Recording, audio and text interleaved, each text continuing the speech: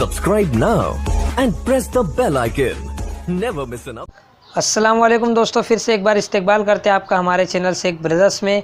अगर चैनल पर नए हैं तो चैनल को कर दीजिए सब्सक्राइब, और अगर वीडियो आपको अच्छी लगती है या पसंद आती है तो वीडियो को लाइक करना बिल्कुल भी ना भूलें। और अपनी राय देने के लिए नीचे आप कमेंट बॉक्स में कमेंट भी कर सकते हैं। तो आज की इस वीडियो में हम बात करने वाले चुनिंदा पेडागोजी पर, जो आपकी समझने में और समझने की सलाहियत में इजाफ़ा करेंगे। तो उम्मीद है ये वीडियो को आप शुरुआत से आखिर तक ज़रूर देखेंगे। तो चलिए शुरू करते हैं आज की ये वीडियो में चुनिंदा पेपरों से सवालात लिए गए जो आपकी सीखने की सलाहियत में बहुत कारआमद साबित होंगे। तो पहला सवाल आपकी स्क्रीन पर, वो फ़ेल जिसका फ़ाइल मालूम हो उसे क्या कहते हैं? तो वो फ़ेल जिसका फ़ाइल मालूम हो उसे क्या कहते हैं? तो उसे फ़ेल मारूफ़ कहते हैं। जो 4 नंबर का जवाब है वो बिल्कुल सही रहेगा कि उसे फ़ेल मारूफ़ कहते हैं। ये 2014 सीटेट में पूछाया गया सवाल है। इसी के साथ देखते हैं अगला सवाल। ज़बान सीखने में कवायद के बाज़ गलतियाँ फितरी तौर पर होती है, ऐसे में उस्ताद को चाहिए कि वो, यानी ज़बान सीखने में कवायद की जो गलतियाँ होती है फितरी तौर पर होती है, ऐसे में उस्ताद को क्या करना चाहिए? तो ऐसे में उस्ताद को क्या करना चाहिए, यहाँ पे देख सकते हैं, क्लास में जाने वाली गलतियों को फ़ौरन दुरुस्त करे ताकि तुलबा दूसरों की गलतियों से सीख सके। तो ये तरीका बिल्कुल नहायत ही गलत कहलाएगा। तुलबा को बोलने या पढ़ने दे फिर गलतियों को दुरुस्त करे, यानी उनको बोलने और पढ़ने दे, उन्हें बीच में ना रोके, उनको बोलने दे और पढ़ने दे, फिर उनकी गलतियों को बताए कि ये तुमने गलती की है, इसे दुरुस्त कर ले। तो ये 2 नंबर का बिल्कुल सही जवाब रहेगा। इसी के साथ देखते हैं अगला सवाल। ज़बान सीखने के अमल में चंद सरगर्मियाँ शामिल होती है, जैसे कि आप इस बयान की तायीद में किस सरगर्मी को पेश करेंगे?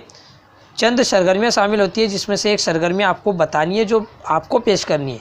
तो नंबर 1, निसाब में शामिल किसी तहरीर की बेहतर तफ़हीम के लिए तुलबा को अपनी मादरी ज़बान इस्तेमाल करने पर आमादा किया जाए, या फिर पहले आसान मतन और फिर मुश्किल मतन पढ़ाया जाए, या फिर उस्ताद लिखना और बोलना सिखाए और तुलबा उसकी नकल करे। नंबर 4, मश्क हद दर्जा अहम चीज़ है क्योंकि इससे आदत बदलने में मदद मिलती है, यानी आदत डालने में मदद मिलती है। तो इस बयान की तायीद आप किस तरह से करेंगे? तो सबसे पहले आपको मैं बता दूं, निसाब में शामिल किसी तहरीर की तफ़हीम और बेहतर तफ़हीम के लिए तुलबा को अपनी मादरी ज़बान का इस्तेमाल करने पर आमादा किया जाए।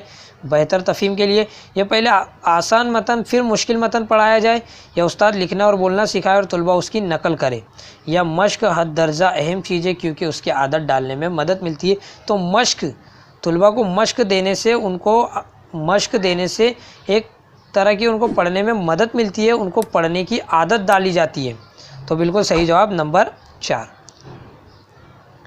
मिली जुली सलाहियतों वाले तुलबा की क्लासरूम के तुलबा को ऐसा निसाब दरकार होता है, यानी मिली जुली सलाहियतों वाले, यानी तमाम किस्म की सलाहियत वाले बच्चे जिस क्लास में शामिल होते हैं उसे मिली जुली सलाहियत वाली क्लास कहते हैं।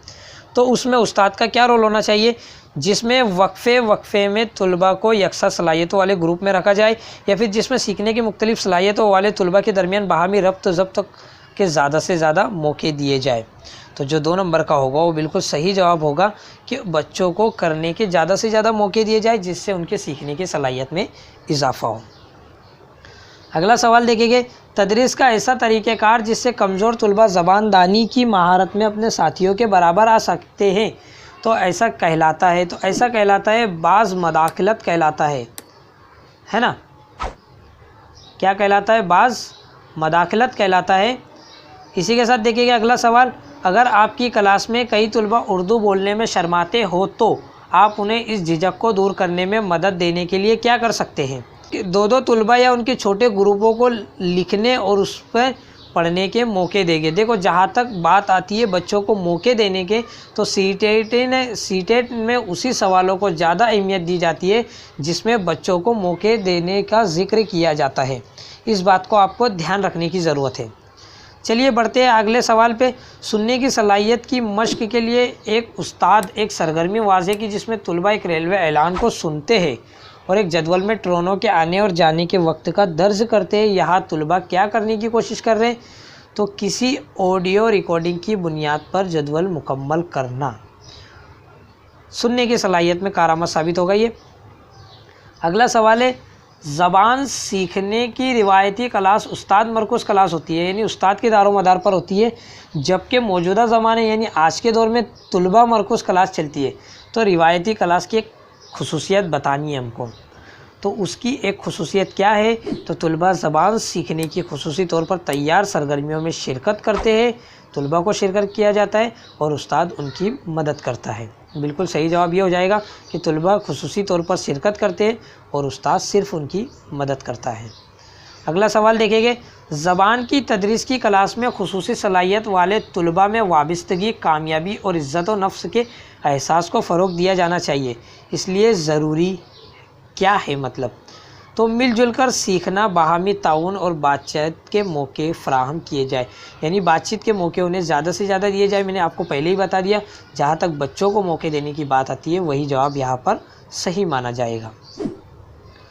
کلاس 3 کے طلبہ میں ادبی تحریر لکھنے کی صلاحیت کو فروغ دینے کے لیے ذیل میں سے بہترین طریقہ کیا ہوگا؟ تو بہترین طریقہ کیا ہوگا؟ تصویر کا استعمال اور ان پر باہمی بات چیت، طلبہ کو خود اپنے طور پر لکھنے دینا۔ دیکھو یہاں پہ دیکھ سکتے ہیں، تو تصویر کا استعمال اور ان پر باہمی بات چیت کا موقع دیا جائے، بالکل صحیح جواب ہے۔ اگر کوئی غیر ملکی زبان سیکھنے والے طلبہ کو تلفظ کی مشق کے سبب اس زبان کی کسی تحریر کو بولنے میں دشواری ہوتی ہے، اس کی دشواری پر قابو پایا جا سکتا ہے۔ تو اس کی دشواری پر کس طرح سے قابو پایا جا سکتا ہے؟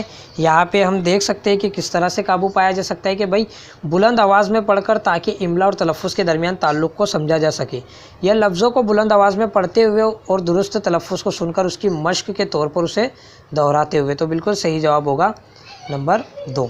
اسی کے ساتھ دیکھتے ہیں اگلا سوال، زبان کی منتقلی اس بات پر انداز ہوتی ہے کہ کوئی آموزگار کسی ثانوی یعنی غیر ملکی زبان پر کتنی مہارت حاصل کرتا ہے۔ یہ صورتحال بہتر ہو سکتی ہے اگر استاد تو یہاں پہ دیکھ سکتے ہیں، زبان 2 سیکھنے کے لیے ٹھوس ادراکی بنیاد فراہم کرنے کے لیے زبان 1 کی عمومی مہارتوں کو مضبوط کرنے کی غرض سے سیکھنے کی مشق کروائے، یعنی استاد ان کی پہلی زبان کو پہلے مضبوط کرے، جس کے دار و مدار پر دوسری زبان سکھائی جائے۔ تو اس کا بالکل صحیح جواب ہوگا نمبر 4۔ بات کا پتنگڑ بنانے کا مطلب ہے، بات کا پتنگڑ بنانا یعنی چھوٹی چھوٹی باتوں کو بڑا چڑھا کر بیان کرنا۔ نمبر 1 اس کا بالکل صحیح جواب ہوگا۔ دیکھتے ہیں اگلا سوال، ایسے حروف جو کسی لفظ کے شروع میں جوڑ دیے جائے اور اس لفظ کا حصہ بن جائے کیا کہلاتے ہیں؟ تو کیا کہلاتا ہے؟ جو شروعات میں آتا ہے وہ سابقہ کہلاتا ہے، جس سے لفظ کا حصہ بنا دیا جاتا ہے سابقہ، جیسے کار، بے پہلے میں لگایا گیا وہ سابقہ کہلائے گا۔ دیکھتے ہیں اگلا سوال، درج ذیل خوبیوں کو آپریٹیو لرننگ گروپ سے متعلق ہے سوائے، یعنی سوائے میں سے صرف ایک کو چھوڑ کر بتانا ہے ہم کو۔ تو یہاں پہ دیکھ سکتے ہیں، کلاس میں زیادہ وقت مشق کے لیے وقف کرانے کی، بے آواز بے حرکت بہت کرینے والی کلاس روم، ٹیچر مرکوز ہدایت کا متبادل، یا پھر ہم جماعتوں کے ساتھ مل جل کر کام کرنا ان کے طلباء کو ترغیب دیتا ہے جو بہت جلدی ہمت ہار جاتے ہیں۔ تو اس کا جو بالکل صحیح جواب ہوگا وہ ہوگا کلاس کا زیادہ وقت مشق کروانے کے لیے وقف کرانا۔ جو بالکل صحیح جواب ہوگا وہ ہوگا نمبر 2، ایک بے آواز بے حرکت بہت کرینے والی کلاس روم، یہ اس کا بالکل صحیح جواب ہوگا۔ اگلا سوال ہے، کلاس میں کسی واقعے کی طرف اشارہ موجود ہو تو اسے کیا کہتے ہیں؟ تو بہت سے طالب علم جانتے ہیں کہ قرآن پاک یہ کسی اتہاس کا واقعہ بتایا جاتا ہے، اسے صنعت تلمی کہتے ہیں۔ یہاں پہ تلمی بالکل صحیح جواب ہو جائے گا۔ اگلا سوال ہے، غیر لفظی ترسیل جس میں لفظ کا استعمال نہ کیا جاتا ہو، صرف حرکات و سکنات ہوتی ہو، وہ غیر لفظی ترسیل کہلاتی ہے۔ جو 2 نمبر ہوگا بالکل صحیح جواب ہوگا۔ اگلا سوال ہے، گرامر کلاس کے طالب علم کے لیے کون سا اصول معاون ہے، یعنی کارآمد ثابت ہوتا ہے؟ تو گرامر پر مبنی سرگرمی میں مصروف رکھنا جو انہیں غور و فکر کرنے میں معاون و مددگار ثابت ہو۔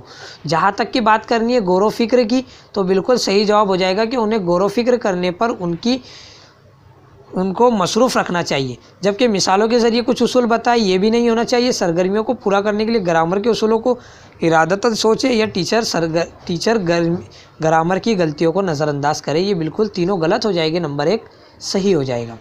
اگلا سوال یہاں پہ دیکھ سکتے ہیں، ایک طالب علم کی مخصوص تعلیمی صلاحیت میں درج ذیل مشاہدہ شامل ہوگا. تو کون سا مشاہدہ شامل ہوگا؟ اس میں اپنی دلچسپیوں کے علاقے میں زیادہ توجہ دیتا ہے. جو 4 نمبر کا ہوگا وہ بالکل صحیح ہوگا. کوئی بھی فرد اپنی دلچسپیوں کے علاقوں میں زیادہ سے زیادہ توجہ دیتا ہے، یہی اس کی مخصوص تعلیمی صلاحیت کہلاتی ہے. اگلا سوال دیکھیں گے، کسی جملے متن کو پڑھتے وقت طالب علم کو جملے کے حصوں کے ربط کو سمجھنے میں مدد ہوتی ہے. ان میں سے یہ ضمیر ہوتا ہے. نمبر 2 ضمیر ہوتا ہے جو نام کی جگہ استعمال ہوتا ہے، اسم کی جگہ استعمال ہوتا ہے.